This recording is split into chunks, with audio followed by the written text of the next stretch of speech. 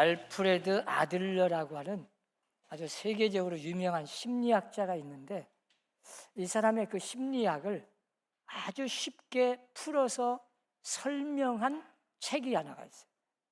일본의 기시미 이치로라는 사람이 쓴 미움받을 용기, 그런 책 제목입니다. 사람은 미움받을 용기가 먼저 있어야 돼요. 남들이 나를 멸시해도 그걸 당당하게 받아들일 수 있는, 수용할 수 있는 용기가 있어야 돼요. 누가 말 한마디 하고 조금 누구다가 나를 좀 미워하면 막 그걸 가지고 그냥 나는 생각 못하고 내 자신은 잘 모르고 왜 나를 미워하냐, 왜 나를 무시해, 이러고 막 호들갑을 떨고 하면 그건 아직 진실할 수 있는 용기도 없는 사람. 미움받을 용기, 멸시받을 수 있는 용기, 소외당할 수 있는 용기가 있어야 된다. 진실의 용기, 정직할 수 있는 용기, 손해볼 수 있는 용기가 우리 인간 재창조의 가장 필수 조건인데, 그러기 전에 먼저 그렇게 미움받을 용기가 먼저 있어야 된다.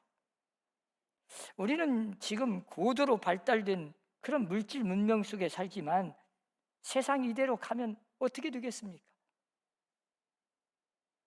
세상에 들려오는 소리를 다 보세요. 너무 어려워지고 어두운 세상이에요. 그래도 우리는 이 악한 세상에서 가장 중요한 것이, 지난주에도 말씀드렸지만 진실입니다.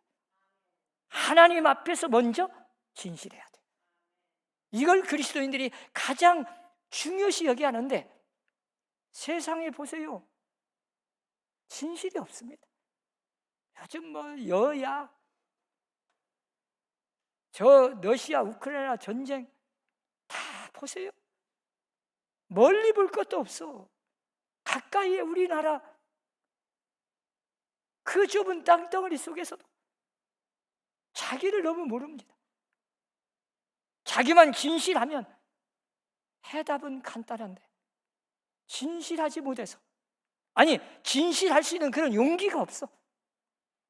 내가 실수했으면 내가 잘못했다 그러면 되는데 안 해. 뭘 잘못했니? 이러고 나오면 어떻게 해결하겠습니까? 우리는 다른 사람들에게 멸시를 받기도 하고 실패했다고 막 조롱을 받기도 합니다. 우리 예수 믿는 사람 위선자라고 조롱받을 수도 있어요. 이거 맞아요. 그래도 그런 미움을 받을 수 있는, 내가 수용할 수 있는 용기가 있어야 돼요. 그래야 다시 시작할 수 있는 거예요. 그래야 진실한 사람이 될 수도 있고. 러시아의 그 대문호라는 톨스토이가 마지막 쓴 작품이 있어요. 살아갈 날들을 위한 공부, 그 작품인데, 이 책에서 그는 인생 마지막을 가면서 마치 무슨 유언처럼 부탁한 게 있어. 첫째가 뭐냐? 자신에 대해서 정직하라. 세상 사람들이 너무 자기 자신에 대해서 정직하지 못해. 없으면서 있는 것처럼, 알지도 못하면서 하는 것처럼, 별것도 아닌데 무슨 거창한 자기가 무슨 뛰어난 사람처럼 행동을 해. 자기를 속여. 자기 자신이 좀 정직하고 솔직하면 좋은데, 그렇게 죄인인데도 의인인 채 해. 자기는 얼마나 실수도 많고 부족한데 남의 실수는 못 봐줘. 왜 그런지 몰라. 얼마나 자기 자신을 속이고 하나님 앞에나 자기에게 정직하지 못한. 마지막 인생을 살면서 마지막 작품에서 이 톨스토이가 자신에 대해서 좀 정직하라. 그리고 두 번째는 스스로 죄인임을 인정하라. 여러분, 하나님이 볼 때 우리는 정말 죽어 마땅할 죄인들입니다. 예의 없어요. 우리가 볼 때는 저 사람은 굉장히 의인처럼 보이고 이 사람은 그냥 세상에 천벌을 받을 만큼 죄인인 것처럼 보이지만 하나님이 볼 때는 똑같아. 거기가 거기고 다 죄인이요. 그렇게 우리가 의인 아닙니다. 하나님 앞에서 십자가 속에서 내 자신을 발견해 보면 정말 심판받아 마땅할 죄인들이에요. 그렇게 의인 아닙니다. 그러면 우리는 남을 비판하기 전에 나를 비판해야 되고 남을 책망하기 전에 나를 책망해야 돼요. 성경에 예수님도 그렇게 말씀하셨잖아요. 그러면서 이 톨스토이는 그렇게 천벌을 받고 저주받고 죄인으로서 심판받아 마땅할 죄인임을 내가 먼저 인정을 하면, 그리고 나서 오늘까지 내 생명이 살아있고 내가 오늘의 내가 있다는 것은 전적으로 하나님의 은혜라. 그 은혜를 생각하면서 살아라. 그러고 부탁을 했어요. 이게 톨스토이가 마지막 부탁한 거예요. 우리가 로마서 7장을 보면요, 사도 바울이 얼마나 진실하고 정직하게 자기 자신의 모습을 보고 고백했는지 몰라요. 그 7장에 보면 오호라 나는 곤고한 사람이로다. 이 사망의 몸에서 누가 나를 건져내랴. 솔직한, 처절한, 하나님 앞에서 자기의 모습을 제대로 본, 객관적으로 고백한 모습 아닙니까?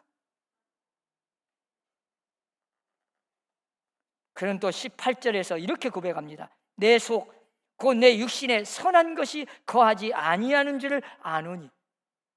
내 속에, 내 육신 속에 선한 것이 하나도 없어. 그걸 알고 있어. 남들은 몰라요. 내 자신은 알고 있어.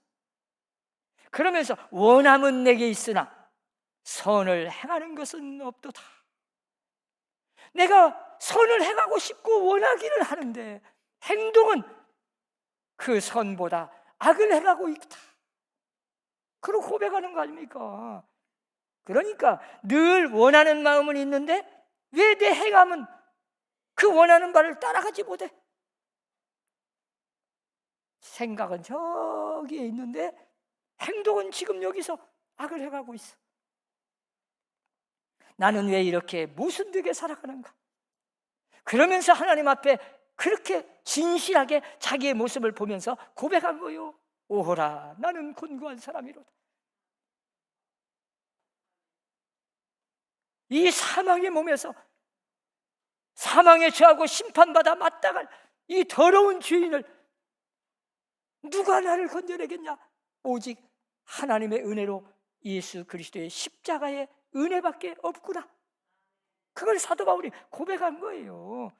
자, 이 배경을 말씀드리면, 여러분, 로마서는 사도 바울이 쓴 편지입니다. 로마 사람들에게 보낸 편지예요.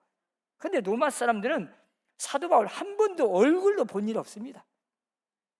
다만 예수 믿고 보니까 사도 바울이라는 사람을 알고 보니까 들었는데 위대한 사도예요. 지금까지 역사 이래 이렇게 위대한 사도가 없어. 너무 거룩하고 훌륭한, 정말 아주 존경받을 만한 사도예요. 그걸 다 로마인들이 알고 있어. 그런데 바울이 생각해 보니까 그런 사람들 앞에 나는 세상 천지에 죄인 중에 죄인이고 죄인의 괴수다. 이렇게 고백할 수 있습니까? 저는 이번에 병원에 입원해 있으면서 우리 교회 출석도 잘 안 해. 1년에 몇 번밖에 안 나오는 요즘에 그 어떤 집사님이 저한테 전화가 왔어요. 여러 가지 이야기하다가 제가 아무리 해도 원인이 안 나오는데 아마 하나님이 회개하라고, 회개할 것이 하도 많아가지고 회개할 기회를 주셨다. 그래서 내가 참 요즘 회개하고 있다 그랬더니, 아니 목사님도 회개할 것이 있어요? 나 그 소리 듣고 얼마나 충격을 받았는지 몰라. 양심에 꺼리키고, 아니 저 순수한 평신도 저 집사님은 내가 그냥 무슨 회개할 것도 없는 거룩하고 의로운 자로 알고 있으니 하나님을 알잖아요.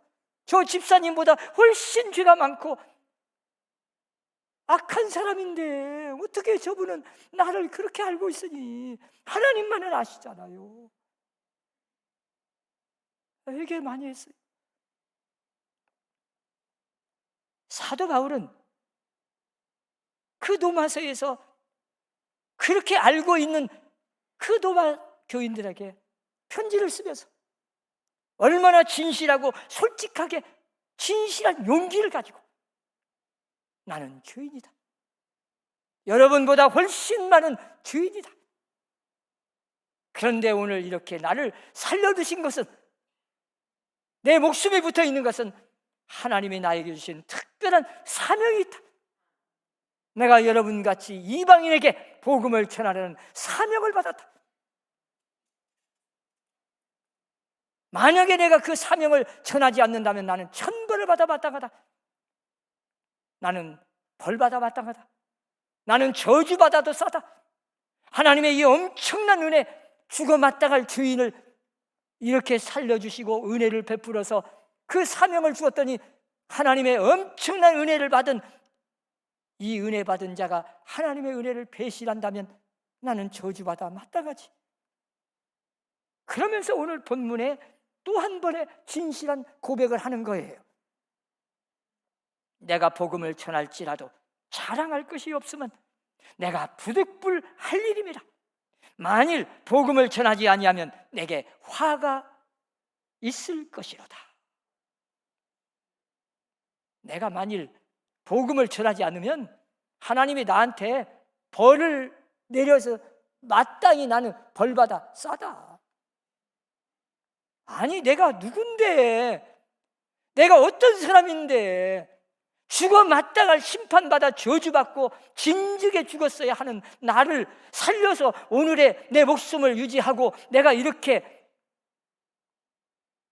하나님의 은혜로 살아있고, 그건 하나님이 나한테 사명을 주었기 때문인데, 만약에 그 사명을 내가 감당하지 않고 소홀히 한다면 나는 당연히 저주받아 마땅하지.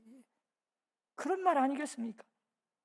내가 아무리 많은 일을 하고 아무리 큰 일을 했다고 해도, 아니 내 목숨을 바쳤어도 그건 자랑할 것이 안 된다. 어떻게 내가 자랑을 해? 마땅히 할 일이지. 당연히 할 일을 했을 뿐이지. 이게 무슨 말이냐? 당연히 이렇게 은혜를 입은 내가 자원해서 감사하는 마음으로, 막 기쁨으로 찬양하는 마음으로 주님의 은혜를 생각하면서 날마다 막 기쁜 마음으로 해야 되는데 그러지 못했다요. 때로는 억지로 했어. 때로는 하기 싫어.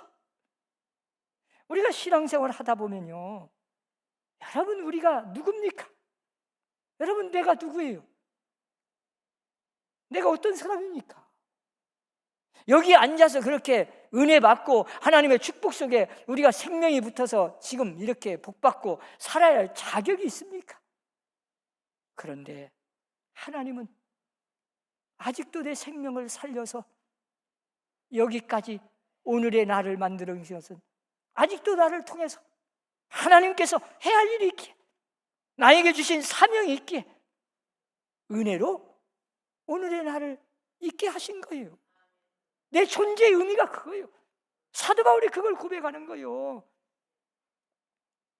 만약에 그 은혜를 배반하고 게을러서 사명을 외면한다면 나는 저주를 받아 마땅하다, 그런 뜻이에요. 그런 거로 내가 하고 싶어서 하는 게 아니다. 때로는 나도 억지로 하기 싫지만 하나님이 주신 사명이니까 부득불 내가 반드시 해야 할, 나에게 주신 해야 할 일이다. 솔직한 고백 아닙니까? 우리가 신앙생활 하는데 누가 얼마나 매일같이 날마다 주일마다 기쁨으로 주일 나와서 기쁨으로 막 봉사하고 찬양대하고 교사하고 헌신하고 희생하고 하면 좋지요. 당연히 그렇게 해야 됨에도 불구하고 우리는 때로는 비가 온다고, 날씨가 춥다고, 오늘 누구 중요한 일 있는데 오늘 또 교회에 가야 하냐 마야 하냐 갈등을 느끼며 당연히 기쁨으로 감사하는 마음으로 나와야 되는데도 그러지 못할 때가 얼마나 많습니까? 여러분, 그래서 우리는 어떤 일을 할 때도 기쁜 마음으로 감사하는 마음으로 하도록 노력해야 돼. 성령이 충만해서 언제나 하나님의 은혜를 날마다 순간순간 잊어버리지 않고 생각한다면 혹시라도 그런 억지로 하나님의 은혜를 망각하고 말해버리면 이상한 생각이 들어. 때로는 막 내가 왜 이렇게 욕먹고 해야 하냐, 내가 꼭 이렇게 무시당하면서 해야 해? 그만하지. 그런 마음도 왜 안 들겠어요? 그러나 여러분, 하나님이 나에게 주신 사명입니다. 우리가 부부간에도요, 오늘날까지 이 시간까지 수십 년을 이혼을 안 하고 여기까지 살아온 것 자랑할 수 있습니까? 솔직히 여러 번 이혼할 뻔했잖아요. 실제로 여러 번 문제가 있지 않았습니까? 그러나 자식을 봐서 체면을 봐서 이것저것 걸리는 것이 많아서 어떻게 하다 보니까 하나님의 은혜로 여기까지 온 거예요. 엄청난 하나님의 은혜입니다. 그러니 자랑할 것이 없죠. 아무 할 말이 없어요. 그저 감사할 따름이죠. 이것이 진실이요, 이것이 진실한 자신의 모습이고, 사도 바울이 오늘 하나님 앞에 얼마나 진실한 고백을 하는지 몰라. 자기가 누군지를 정확하게 솔직하게 진실하게 고백합니다. 나는 누구다. 나는 이런 죄인이다. 여러분, 은혜에는 두 가지 단계가 있어요. 하나는 절대 무지의 단계가 있습니다. 아무것도 몰라. 모르고 지나고 보니까 그게 하나님의 은혜예요. 여러분, 태어날 때 내가 언제 태어나야겠다 그래가지고 태어난 사람 있어요? 우리 부모님은 누구로 해야겠다 그래가지고 태어난 사람 있어요? 여러분요, 오늘 여기까지 생명이 붙어있는 건 전적으로 하나님의 은혜입니다. 또 부모님의 은혜입니다. 부모님의 엄청난 사랑을 입고 자랐어요. 여러분, 갓난 아이 때 여러분 손주들 좀 키워보면 안 키워본 사람 몰라. 얼마나 지극정성이 다 들어가는지. 몇 사람이 붙어도 모자라 손이. 그렇게 엄청난 사랑과 부모의 은혜를 입고 자랐어요. 그런데 그걸 기억합니까? 우리 부모님이 얼마나 많은 사랑과 나를 그렇게 아끼고 정성을 다 쏟았는지 뭐 알아요? 뭘 알아? 몰라. 신앙생활도 가만히 생각해 보면 그 어느 것 하나 알고 한 일이 없어요. 지나고 보면 다 하나님의 은혜지. 나도 모르게 하나님의 은혜로 여기까지 온 거예요. 그리고 그 다음은 복종의 단계가 있습니다. 은혜에는 복종의 단계가 중요해요. 자, 우리가 살다 보면 빗나갈 때도 많잖아요. 부모님은 이렇게 말씀하시지만 나는 아니요. 성경에는 이렇게 말씀하시는데 나는 아니요. 여러분, 성경을 다 여러분이 맞다 이해하고 다 따릅니까? 성경 66권이 다 내가 이해가 다 가고 공감이 가고 맞는 말이다 그래가지고 순종하는 사람 있어요? 성경은 이렇게 말씀하시는데 내 지식과 내 경험으로는 아니요. 안 맞아. 이해가 안 돼. 그러나 복종하는 단계를 거쳐야 됩니다. 내 생각은 이러지만, 내 뜻은 이러지만 내 지식으로는 이해가 안 가지만 하나님의 말씀은 순종하라. 하기 싫어도, 내가 이해는 안 가도 복종해라. 그게 복종의 단계예요. 그래야 은혜를 받는 거예요. 자, 우리가 예를 들면 지난주에도 말씀드렸지만 예수님께서 밤새도록 고기를 잡았는데 한 마리도 못 잡은 베드로에게 찾아왔어요. 예수님이 너희 고기가 있느냐? 없습니다. 밤새도록 잡았는데 한 마리도 못 잡았습니다. 그래? 깊은 데로 가서 그물을 던져라. 아니, 목수가 지금 어부에게 명령을 합니다. 말도 안 돼. 자기는 그 갈릴리 바다가요, 아주 어려서부터 잔뼈가 굵었어요. 돌 같았어. 전문가입니다. 언제, 어느 때, 어디에다 던지면 그물이 던져서 고기를 잡는지를 다 알고 있어. 그 바다를 다 끼고 있는 사람이 베드로예요. 그런데 목수 자기한테 명령해요. 그 말이 됩니까? 아니요. 이해가 안 가. 너무 말이 안 돼. 아무리 생각해도 나는 아니야. 그래도 베드로가 뭐라고 대답합니까? 내 생각은 아니지만 밤새도록 잡아서 한 마리도 못 잡았어. 자, 그래도 나는 이해가 안 가고 말도 안 되지만 주님이 말씀하시니 던지겠나이다. 그러고 던졌어. 그 던질 때 주님이 말씀하시니까 던지면 많이 잡을 거다. 그런 믿음 갖고 던진 게 아닙니다. 나는 아니요. 그러나 주님 체면을 봐서 내가 안 잡히는 거 한번 보여주기 위해서라도 내가 얼마나 옳고 내 생각에 맞다는 거 한번 보여줄 테니까 한번 잘 보세요. 그런 마음으로 던진 거예요. 막상 던져보니까 어째서 결과는 정반대입니다. 그물이 찢어질 정도로 많이 잡아. 너무 충격을 받아가지고 그냥 주님 앞에 엎드려서 무릎을 꿇고 주여, 나는 죄인입니다. 나를 떠나소서. 왜 이런 고백이 나왔겠어요? 여러분, 이 베드로가 자기 생각은 아니지만 주님의 말씀하시니 내 생각은 안 맞지만 말도 안 되지만 그냥 순종하겠습니다. 억지로라도 그게 복종이에요. 그래서 은혜를 받은 거 아닙니까? 끝까지 아이고 주님 무슨 허튼 소리 하십니까? 말도 안 돼서 하지 마세요. 나 안 던집니다. 안 던졌으면 어떻게 됐겠어? 그 뭔 은혜를 받아요?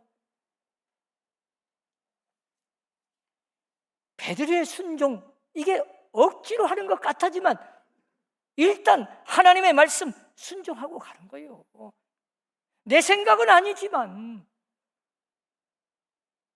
언제나 하나님의 뜻에는 복종의 단계가 있어야 반드시 하나님의 은혜를 입게 되는 거예요. 때로는 무조건 복종합니다.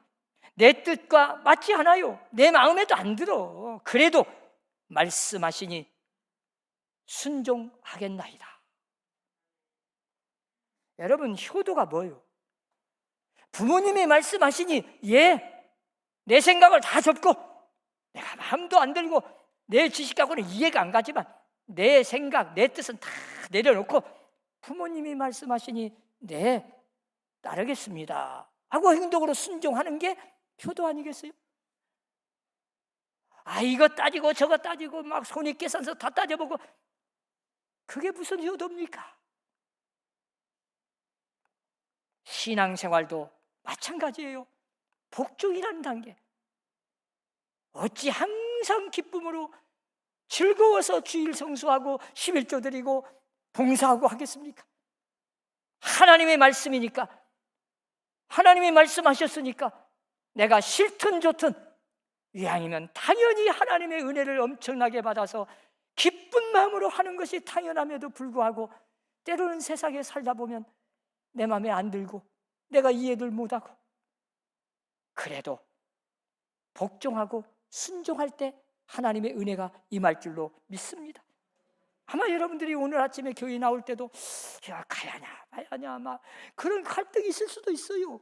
그러나 주일은 만사를 제치고 아무리 중요한 일이 있어도 내가 하나님 성전에 가야지. 그러고 나온 여러분 바로 복종이죠. 그래서 여러분에게 주시는 하나님의 은혜가 큰 거예요. 그래서 사도 바울은 고린도전서 9장 27절에서 이렇게 말해요. 내가 내 몸을 쳐서 복종하게 함은 쳐서 복종하게 했다. 자, 나는 원치 않아. 하기 싫어요. 사도 바울이 여러분 편한 길을 갈 수 있습니다. 그런데 왜 그 복음을 전하다가 욕먹고 핍박받고 조롱멸시 받고 심지어 감옥을 가고 매를 맞고 죽을 고비를 수없이 넘기면서 목숨의 위협을 받으면서 그렇게까지 해야만 되겠습니까? 몸은 부스러지도록 아프고 쑤시고 힘들고 멸시받고 누구 하나 알아주지도 않고, 그래도 사도 바울은 언제나 그래 내가 힘들고 어려울 때는 때로도 그런 마음이 생기지만 언제나 내 의지, 내 마음을 쳐서 복종하게 하고 하나님의 뜻에다 맞추기를 원하고 내 마음 쳐서 복종시켜서 하나님의 뜻에다 따라가도록 노력하고 내 의지 당연히 내 마음대로, 내 뜻대로, 내 생각대로, 내 기분대로 아니요. 하나님의 뜻에 쳐서 복종을 시켜서 어떻게든지 하나님의 뜻에 맞춰가도록 노력하고 힘쓰고, 그게 신앙생활 아니겠습니까? 바울이 그렇게 했다는 거예요. 우리는 진실할 수 있는 용기가 필요합니다. 내가 누구인지를 정확하게 알아야 됩니다. 하나님 앞에서 우리는 진실해야 됩니다. 그때부터 하나님은 우리에게 은혜를 베풀기 시작합니다. 우리 사람께 온 성도들은 언제 어디서나 하나님 앞에 내가 누군가, 바울이 고백한 것처럼 나는 누굽니까? 하나님, 내가 어떤 사람이었습니까?